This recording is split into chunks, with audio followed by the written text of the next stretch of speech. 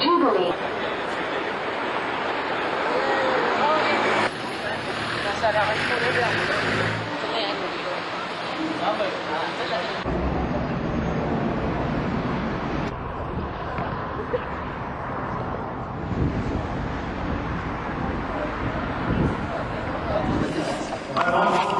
Hi, David. Some cleansing.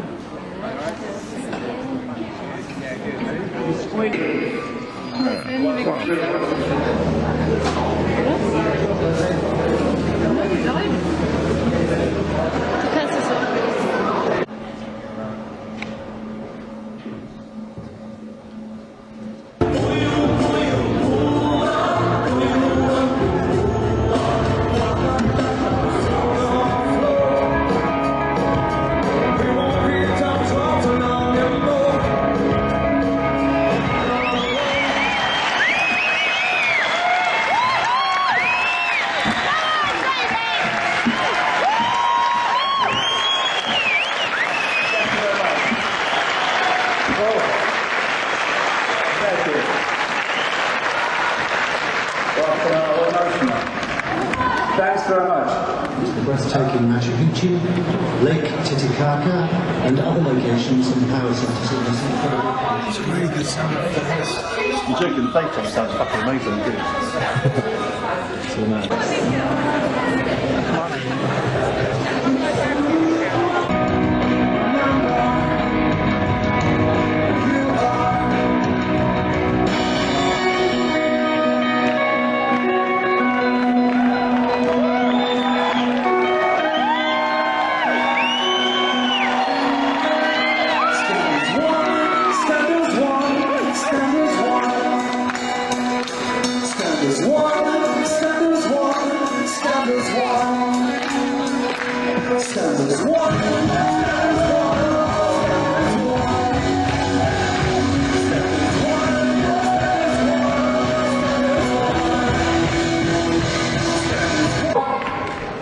We've been on a journey, the human race, from here to here, beyond the bounds of time and space, beyond the matrix. This is the way home, and this is why they work so hard to block this passage back home. And we need to make that journey back to the true nature of who we are, beyond time and space, into the levels where we are pure awareness. No more fear, look at them, I wish it was a joke, it's not, it's real. The idea at that level that we have no power is ludicrous, which is why they have to do what they've done, because trying to manipulate and control a human race in awareness of itself don't even bother. And they do it through fear. The four-letter word that controls the word. Well, fear is a liar. Freedom is being yourself without permission. Einstein said you cannot solve problems with the same level of consciousness that created them. That's why the only way this world is going to change, this reality is going to change, is when there is a consciousness shift, an expansion of consciousness beyond time and space.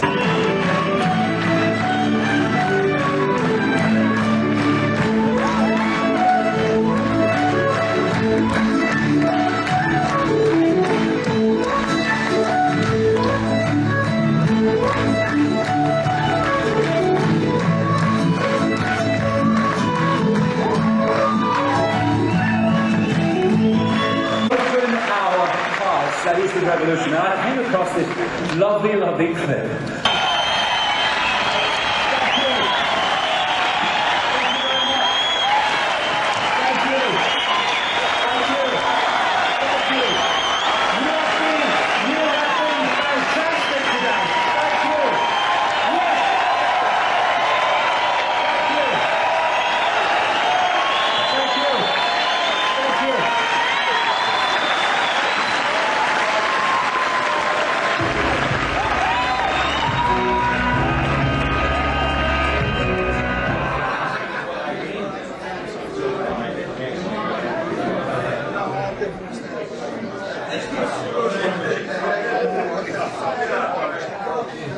Gareth, how has it been for you to be the son of David Icke? He's been ridiculed a lot when you were at school, I guess. How has it been for you?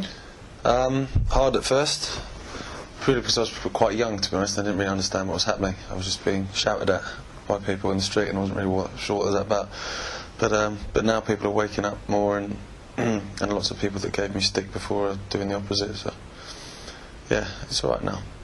Now the event yesterday in Wembley Arena, you had a big success there. People know you and cheer you, and how's it been for you? It was amazing experience. I was really nervous, obviously, because I've never played to big crowds, but never that many, and they're normally drunk and stuff, whereas these guys were all watching and really sort of absorbed into it. So I was really nervous, and especially when the screen went up, because it wasn't easy, because the screen goes up and then people had to run out with mic stands. There was leads everywhere, and I could just envisage myself going smash on my face in the middle of it. But it was good, and yeah. But now I've got a bug for it. I've got to find a way to play to 6,000 people more often now. Yeah. This song, Remember You, Who You Are, how was it a suggestion from David, or was it your idea, or how did there was a song pretty much already written that I've been working on. I had the verses, most of the chorus, I had the melody and stuff, and I was just sort of banging around with it in my house. And then my dad phoned and said, could I play Wembley, but I'd have to write a song for it, and then obviously the title of the talk being Remember Who You Are, so I just snuck the line in and it was done, ready to go, which was a bit sneaky really, but there you go. Did you deal with the topics David is talking about all the time, or? I do now, yeah, I do a lot more now. This album's probably got maybe 4 or 5 that talk about that kind of stuff, whereas before when I was in punk rock bands it was a lot more sort of angsty and stuff, so we didn't really so much, but now the new songs that I'm writing are much more like that, so I'm guessing stuff, my buddy's going, I'm guessing stuff that I'm going to be doing in the future will be a lot more around that stuff. What would be some of the topics you're dealing with? The stuff I'm writing at the moment is mainly about standing up and believing that you're more than you think you are, being bigger and stronger and saying no. And I just wrote one the other week actually about how much the past is irrelevant, the future is irrelevant because you can't change them, and it's a now that mattered. And then obviously he was doing a big thing about that last night, so I was thinking, oh, well, that's all right then. I'm tapping into it. And is your life changing? Of course it is. With this way, with dealing with this topic. Yeah, I find people come in and people go out of your life a little bit more when you wake up to stuff. So in terms of friendship groups, I think people I knocked around with in school, they kind of just disappear now. So I've probably got sort of maybe 4 or 5 friends that I had from a long, long time ago, but that's it. And then so it's meeting new people and stuff that are a bit more switched on, because everyone will wake up in the end, I'm sure, but at the moment if they're not ready to, you can't force it, and I can't be asked to talk about nonsense. Okay. What would your message be to your audience that have something to say? Bear with me. I hope you like the music, and hopefully it will get better, because I'm still learning, so yeah, I hope you enjoy it. Yeah. That's it really. Well, the people liked you actually. You could see that you were cheered a lot. Well, that's the funny thing, because I couldn't hear it on stage. Couldn't really hear it. No. So I played the first song and you could hear like a clap and stuff, but not anything crazy. So I was still a bit nervous. I was like, and then when I went backstage, one of my friends came out and he was like, oh, I filmed it on my phone. And he showed it, and then obviously I could hear the noise and everything then. I was like, okay, I'm loving this now. I know that they really, when you were announced, Gareth Icke, oh wow, there was cheers, and quality. You could feel that people really know your name. So I mean, they could say Gareth Icke was there, but obviously they have heard of you, and they really like what you do, and it's been great. And I hope you have more gigs now through this event. I hope so, yeah. I'm chilling out till the new year, and then off to Spain and Italy and Portugal and all that stuff to go and do that. Yeah. Okay. With a new CD? So with a new CD, yeah. A brand new battle. So hopefully that's going to sell quite well in those cities and give me enough money to be able to go back and do more gigs with a bit of luck. Okay, looking forward to hearing more from you. Thank you, Cool. Gareth. Thanks. Okay. So Angie, hallo. Hi, Joe. Einen Tag nach dem großen Event von David Icke, du hast ihn ja auch behandelt. Wie ist er dir erschienen gestern in dem großen Auftritt in Wembley? Ja, es war natürlich ein grandioses Event, gell? Also riesengroß, und wir wollten es ja mal uns angucken, wie man sowas macht in der Größe. Und ich muss sagen, ich habe ihn ja vor einem halben Jahr in Maui gesehen, und da habe ich ihn danach behandelt, nach Maui. Und es ist natürlich eine andere Welt. Gell? Er hat jetzt 2 Behandlungen bisher und ganz anderer Körper. Er war total fit.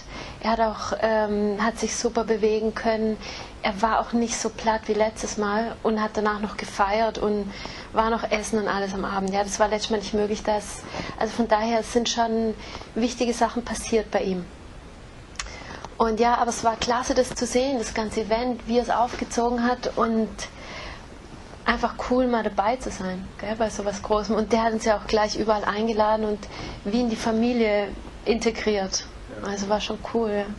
Du hast ja auch ein größeres Event vor. Was hast du vor? Ja, und da habe ich auch mit David jetzt eben drüber geredet, weil ich meine, er ist der beste Aufwecker, den wir auf dem Planeten haben. Ja? Also es ist genial, er weckt die Leute auf, aber dann, was kommt dann?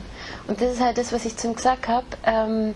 Die Leute sind wach, und meine Meinung ist, du kannst sie nicht nur zum Tanzen schicken. Ja? Also wir brauchen echte Lösungen. Weil wenn er sagt, just dance und so, und da habe ich halt mit ihm drüber geredet, dass wir wirklich mehr an den Lösungen arbeiten müssen. Ja? Auch so wie das, was du jetzt machst am 9. November. Und da muss es hingehen, nicht nur aufwecken, weil wir wecken seit Jahren auf. Ja? Und es wird immer noch Leute geben, wo er auch seine Arbeit sieht, die muss ich auch noch aufwecken. Ja? Es schlafen ja noch viele, klar. Aber trotzdem brauchen wir die Lösungen. Und das ist ganz wichtig, um die Sache dann auch ins Positive zu drehen, weil wir haben ja Handlungsmöglichkeiten, ja. Wir haben ja Action und können was tun. Und ich sage halt Eigenverantwortung ganz oben. Und Eigenverantwortung ist nicht nur ein leeres Wort. Das ist nicht nur ein Bla. Wir müssen es füllen mit Leben, nämlich mit konkreten Lösungen. Ja. Und da freue ich mich halt auch auf dein Event, weil da die ganzen Leute eben zusammenkommen. Ja, aber du machst ja diese Rückenbehandlung, die im Grunde im Gesundheitsbereich, wo jeder die Eigenverantwortung übernehmen kann. Genau. Und da du natürlich jetzt nicht mehr jeden Einzelnen behandeln willst und kannst, machst du das jetzt auf einer größeren Ebene auch. Also du machst auch ein großes Event? Ja, und ich kann jetzt nur für meinen Bereich eben sprechen, ja, weil ich bin halt da so tief drin und weiß ganz konkret, hier gibt es eine Lösung. Und das kann ich nur sagen, das wünsche ich mir für alle Bereiche. Ja? Dass jeder in dem Bereich, wo er Spezialist ist und wo er eine Lösung gefunden hat, dass er halt damit rauskommt und dann mit Leuten wie David Icke zusammenarbeiten, um die Lösung eben rüberzubringen an die ganzen aufgeweckten Leute, die ja schon jetzt wach sind. Und ja, das Event, es wird so ausschauen, weil es ist bei mir, ist einfach, ich schaffe das alles nicht. Jeder Mensch auf diesem Planeten, ich rede jetzt mal über meine Lösung, ja, wie es in allen anderen Bereichen auch geben wird. Auf diesem Planeten gibt es ein Riesenproblem, jeder hat eine Wirbelsäule, und das limitiert uns, weil wir haben die Gebrauchsanweisung verloren. Wir wissen nicht, wie wir die Wirbelsäule standhalten können. Und unser Körper, wir sind halt auf Planet Erde, wir brauchen unseren Körper noch. Ja? In dem Moment, in dem wir jetzt hier sind, und um auf die nächste Ebene zu kommen, müssen wir diese Probleme jetzt hier auch erstmal lösen und in den Griff kriegen. Und da gehört natürlich auch der Körper dazu. Und wenn du dir die Wirbelsäule anschaust, die ist gemacht für 1000 Jahre. Aber wir müssen den Stand halten. Und diese Gebrauchsanweisung ist verloren gegangen. Und darum geht es, dieses Wissen zu den Leuten zu bringen. Und das habe ich auch in meinem Video gemacht, weil ich kann es nicht jedem Einzelnen erklären. Du kannst im Video gucken und es gibt eine konkrete Anleitung. Nimm den Holzlöffel, geh an die Wirbelsäule. Und ich zeige es im Video. Ich zeige es Therapeuten, ich zeige es Patienten, ich habe Workshops gemacht, und jetzt machen wir ein Riesen-Event, weil das Ganze, also ich meine, das ist halt uferlos, weißt du, das platzt aus allen Nähten. Und ich habe alle meine Therapeuten eingeladen, die bei mir Ausbildung gemacht haben zum Arbeiten. Alle, die gut sind, und ich habe auch aufgerufen, wirklich die mit der Technik Erfolg haben, ja, und die jetzt sich aber noch ein bisschen weiter verbessern wollen.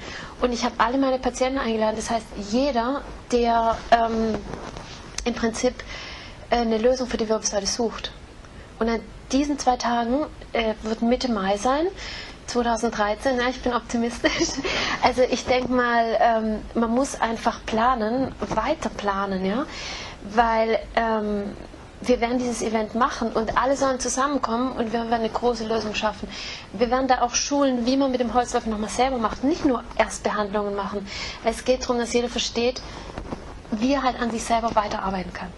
Das ist ganz wichtig, weil ich habe hunderte Stunden in meine Wirbelsäule investiert und es kann jeder.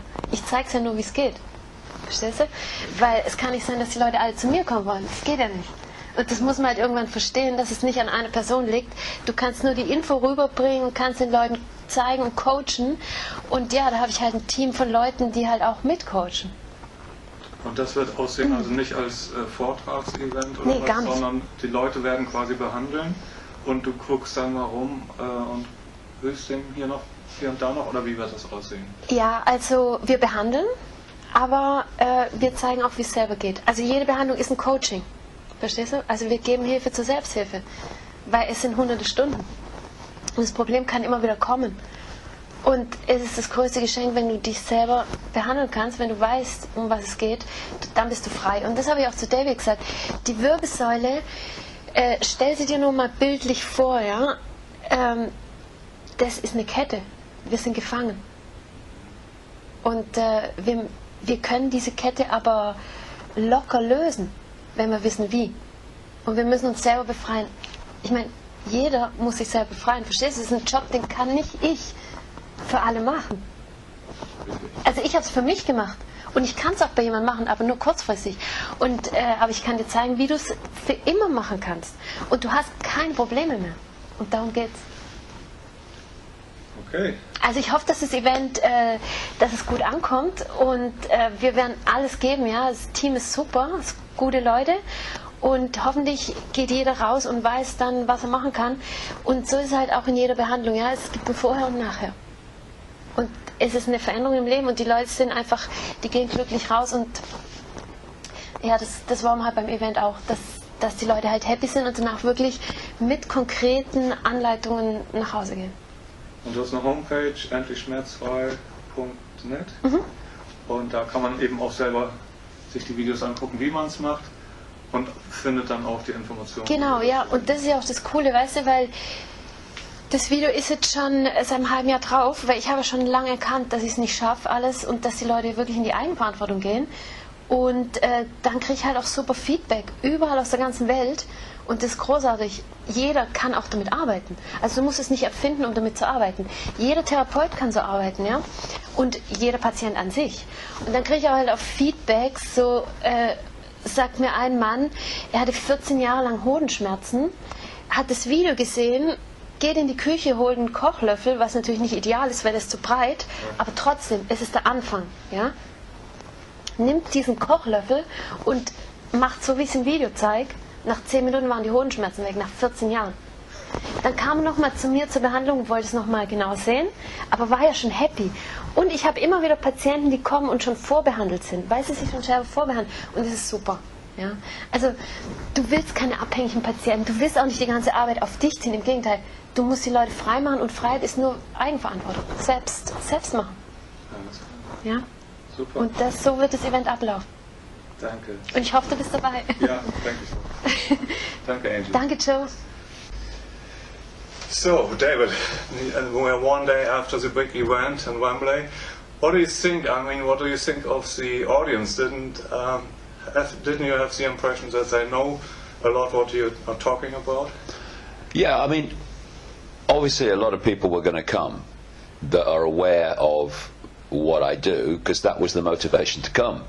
But there would also have brought a significant number of people. I do know many people were there who had been brought by people who are aware of what I do, but didn't know anything and were very sceptical. So there was kind of a mix, but obviously it was dominated by people who are awake to a lot of it. But I wanted to, for those people, push it on as well, because you know there's a cutting edge of understanding of what's going on in the world, but it's a cutting edge that must never stop, because there is so much to know to get a more and more expanded fix and understanding of what we're dealing with and how we deal with it.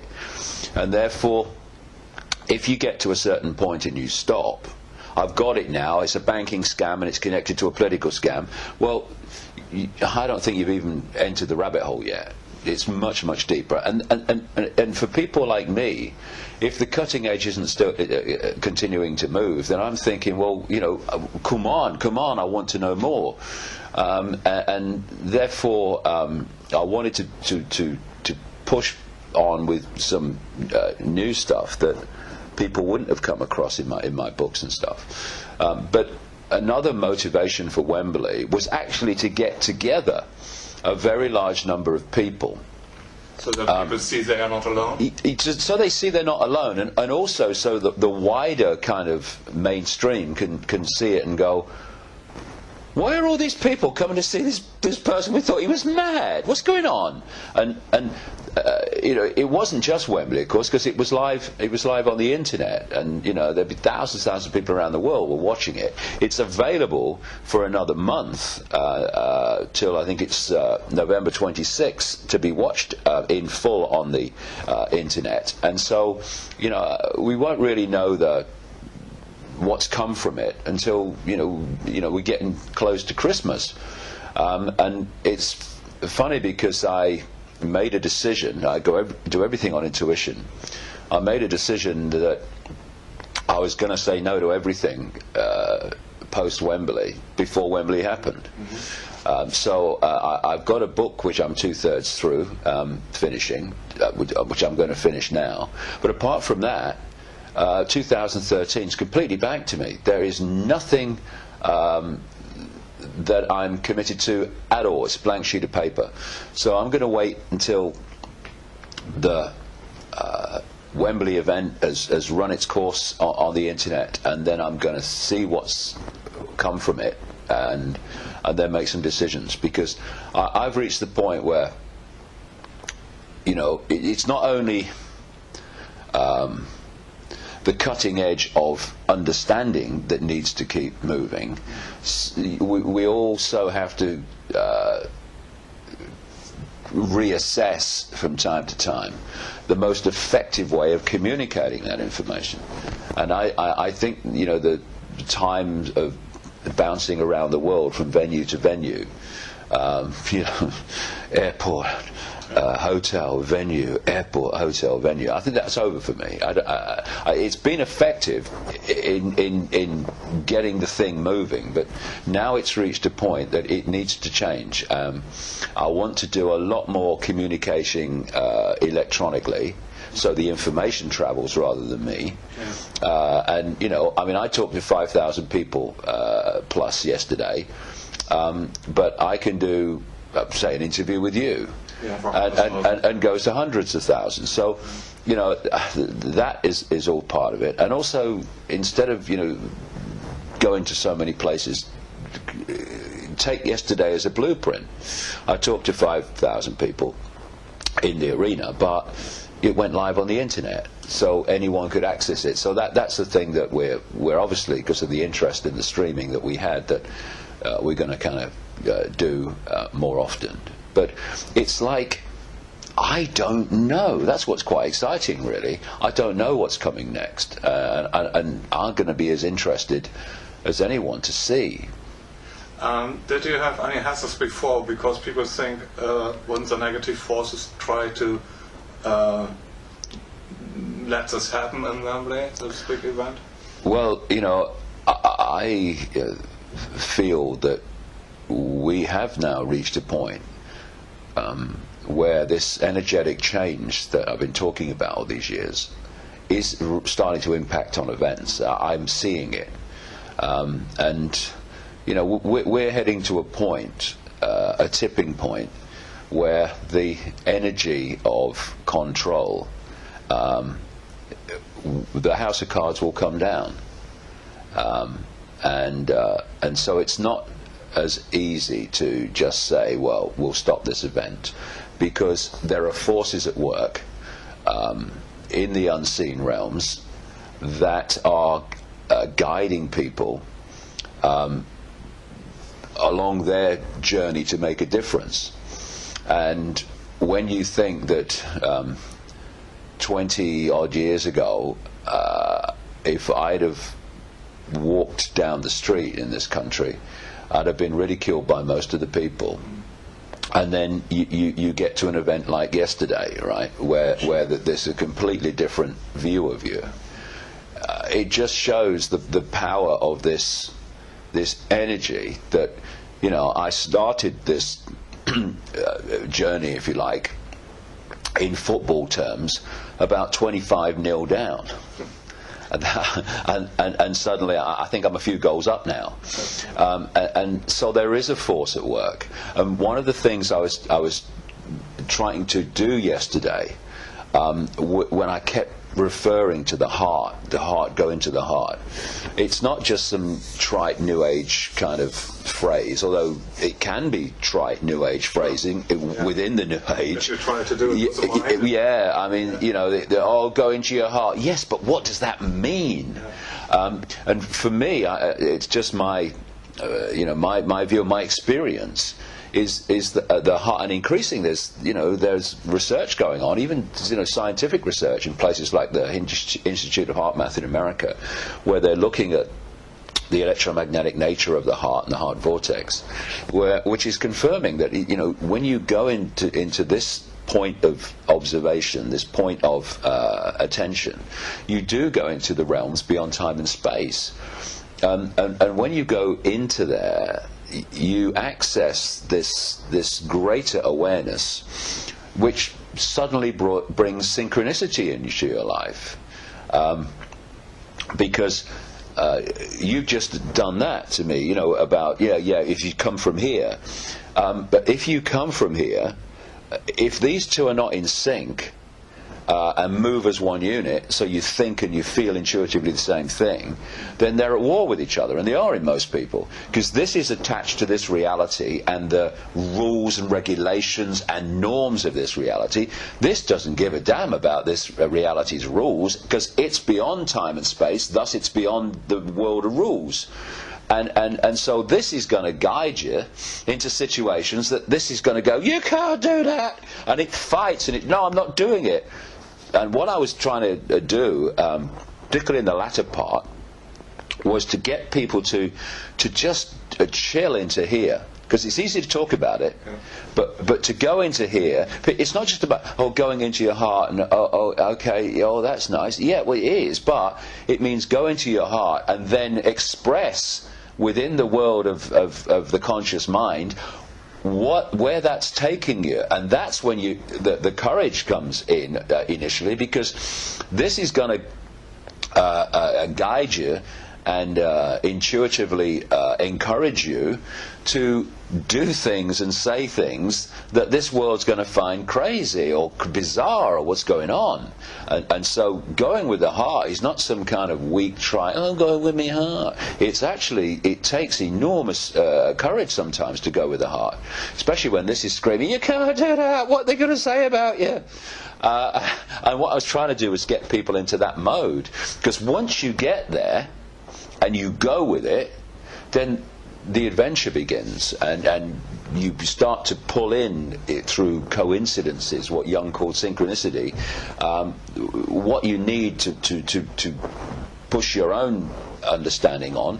You might have a health problem, and this is, you go to the doctor and all that stuff. Oh yeah, get a pill. And this goes, no, talk to this person, and so it all comes to you once you get this out of the way, or at least get this in sync. That's the ideal thing, and that was a big part of yesterday. I was trying to get across, all the way through that message. Beautiful. And you talked about courage, and people have no orientation in politics or in TV or whatever in this direction. So you are one of the few people in the world who can be an orientation for other people, that they can see, okay, you can talk about love as a man on a stage. Yeah. and it works. And yeah, because love, you see, oh, he's into love, he'll be doing the washing up next. That's not very macho. But love in its true sense, it's not I love you, darling, saw you down the disco. It's in fact, Joe, the word love has become so devalued. We have to put words in front of it like unconditional, right? Because there is love, which is the human love, which basically is chemical attraction. That's not love, that's chemical attraction. And what happens is, when you have a chemical attraction but not love, then often the relationship ends up in a big battle and all that stuff. Whereas if the love is, the connection is love, I invested so much in this relationship, so well, people say that's not love. Yeah, exactly. You see, you know, I was married to Linda for 29 years, and she's still my rock. She was massively involved in making Wembley happen, but because what connects us is love, beyond the chemical attraction level of it, then after 45 years, we're still working together and still immensely close. She's my best friend, because it's a love beyond the relationship love. And this is interesting, Joe. You know, I don't know if you found this. I found that friendship is far more powerful in terms of relationship than actually partner attraction. Absolutely. You know, partner attraction, if you do something, you know, your partner doesn't bloody like, it's like, all that stuff. And then a friend, a true friend, will say, look, I don't agree with what you've done, but I'm here for you. And that's love in its true sense, yes. And so I talk about that love, and that love is immensely powerful, and again expresses itself in this reality with enormous courage, because love of that type will always do what it knows to be right, what it believes to be right, what it feels to be right, no matter what. It doesn't think consequences. You see, this is thinking, well, I know I should do that, but what are the consequences for me? This says, I know I should do that, so I am going to do it. Consequences? What am I thinking about consequences for? Because I'm going to do it anyway. Consequences will take care of themselves. Right. That's the difference. And that's not macho, and it's not feminine. Oh, it's a feminine energy. No, it's not. And it's not a macho energy. It is the energy of the universe. And beyond the universe, yes. It's the energy of existence. And infinite existence. And that's the love I'm talking about. And that's the love that will change the world. I love you, darling, saw you down the disco. That will just take us further into where we are. Remember who you are, so the main sentence you put it all under, and Gareth has done a song about how's the relation to Gareth. Was it easy for him to cope with everything when you were ridiculed? How was it? I'll tell you, Joe, it was a fantastic day yesterday. At the end, for my family to come, you know, my boys and Kerry and Linda to come to me at the end, because we took a lot. I took obviously the brunt of it because I was the focus of it. But spreading out, they all took an enormous amount of ridicule and abuse. Because you know, Gareth, when it happened, was still at school, and Kerry, my daughter, was still at school. And I thought, what do school kids do when their dad's being ridiculed in the media? I mean, they turn on the kids. An enormous amount that they went through I never knew about, because they only told me years and years later. So to have Gareth play at the event, he was absolutely brilliant, I thought. And to have my family there to enjoy it, and in terms of Linda and Jamie actually putting the thing together, was one of the great things about yesterday. You know, we had a little drink at the end, and just it was like, we're the Ike family they used to take the piss out of, aren't we? You know, it was just a great moment for me, because we talk about love and what we call unconditional love. it would have been so easy for Linda and the kids to have walked away from their dad and said, you know, I'm not having this. This is too much. You know, why should I? But they didn't. They stayed with me through, and in terms of Linda's case, through an enormous amount of stuff that would have driven most people away. Never drove her away, and now she's reaping the benefits of seeing that actually that was a good decision, because look where it's gone. And it's part of it's part of something that I talk about, this experience that we have, because people look at unpleasant experiences, and you know, if they appear to have brought them upon themselves, they can feel guilty and have regrets and, oh God, why did I do that? But you know, I look at my family, and they are what they are: rounded, intelligent, decent people. Not despite what has happened to them, but because of it. And you know, if you are on a path to do something, especially, you know, in this reality we're in, then experience has no better in terms of giving you a greater understanding of self and the reality and the world that you're living in. And I used a quote yesterday, which was basically, you know, some of the greatest people have you know, have many scars from things that have happened to them and experiences they've had. But if you can look at that and think, actually, it wasn't very pleasant when it happened, but look what it gave me. Look what it gave me, the insights it gave me as a result of what happened. Growing and getting stronger. Yeah, yes. Yeah, and you know, the ridicule that I went through, and still go through in the mainstream media. There've been stuff in the British papers over while the event was going on. You know, it ridiculed me, but because of the scale of that ridicule, you go above it, so it doesn't affect you anymore. You know, and but if I hadn't gone through that, you know, this is why sometimes you'll see people who've had tough childhoods. And tough lives, and then some big challenge comes, and that toughness is expressed in how they deal with the challenge. You know, okay, I've been through worse than this. And then you've got someone who's had a lovely childhood. I'm not saying they shouldn't have had, but they've had a lovely childhood. They've been very, very sheltered, protected, and all the rest of it. And then some big challenge comes in, they can fall apart because they haven't got a reference to deal with it. And so, you know, I think it's important that we do chill out about experiences that we've had and take the benefits of them. And, you know, what is it? Just an experience. Then we'll have another one tomorrow. Thank you, very beautiful. Could you have maybe a last sentence for our audience in Germany, Bubbles TV? You have been in Germany, but, you know, we are all one after all. Some last sentence for yeah, I've got a great last sentence. This guy Joe does a fantastic job in Germany communicating this information. He understands, you know, the whole thing. So the more support this guy gets to get more and more people in front of his work, the better.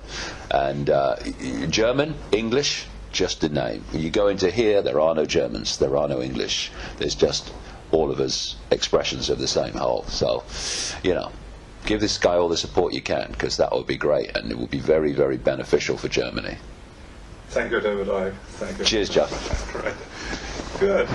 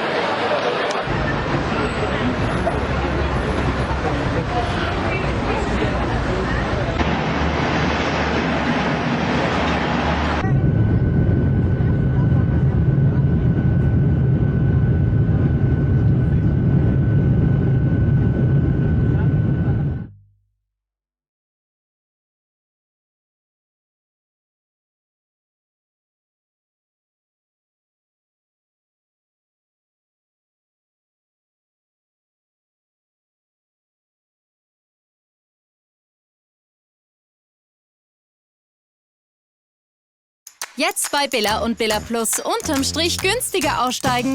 Zum Beispiel mit minus 25% auf alle Tiefkühlprodukte, auf Ja Natürlich und Billa Bio sowie auf Dessa, dem Rabattsammler und den Rabattpickeln. Details auf Billa.at.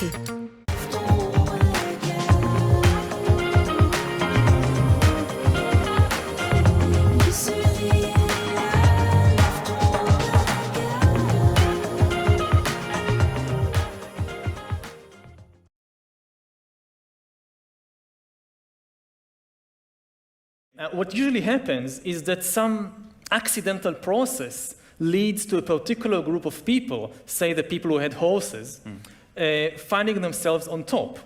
But then the crucial thing is how do you maintain your position? How do you establish not just a temporary hierarchy, but a long-lasting hierarchy?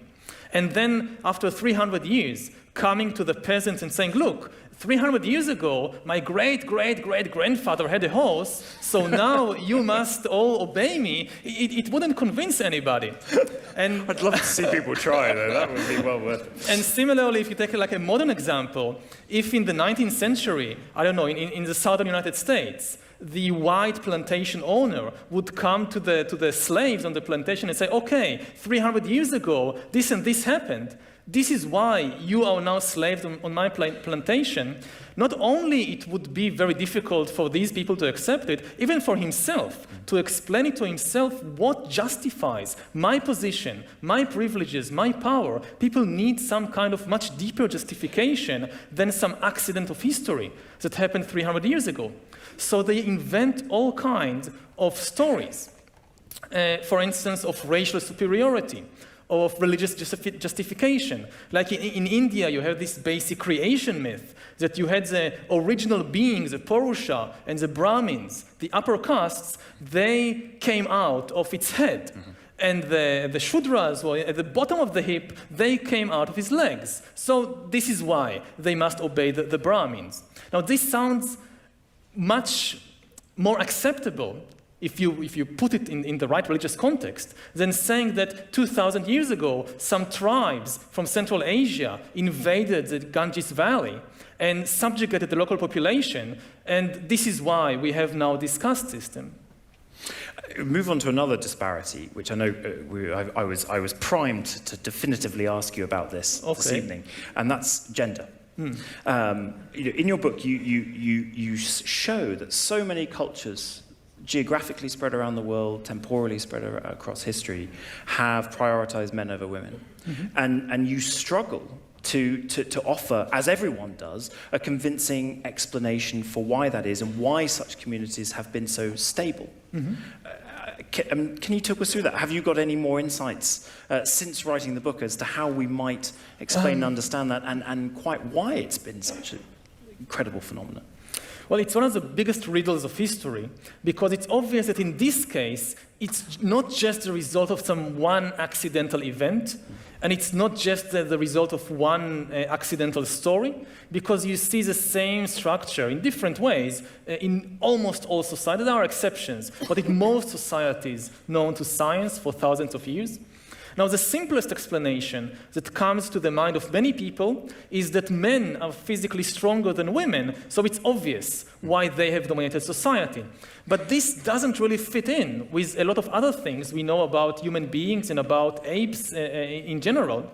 And that is that social power, in most cases, is the result of social skills, not of physical strength. If you look at the hierarchies of most human organizations, they